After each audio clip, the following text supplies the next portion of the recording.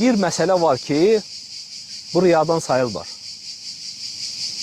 O da insan ixlaslı şəkildə Allah üçün əməllər, ibadətlər eləyir.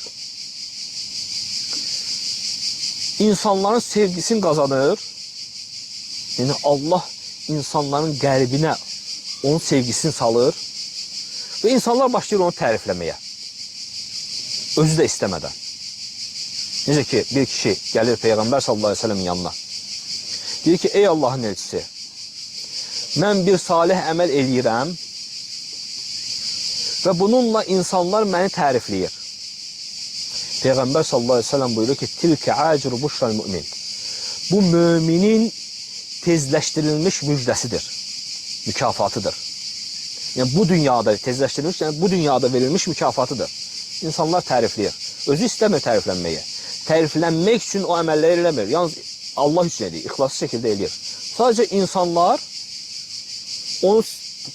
Allah insanlara onun sevgisini insanların qəlbinə salıb və onunla insanlar tərifləyirlər onu. Bu, inşallah ki, riyadan deyil. Əgər insan həqiqi şəkildə ixlaslı olarsa.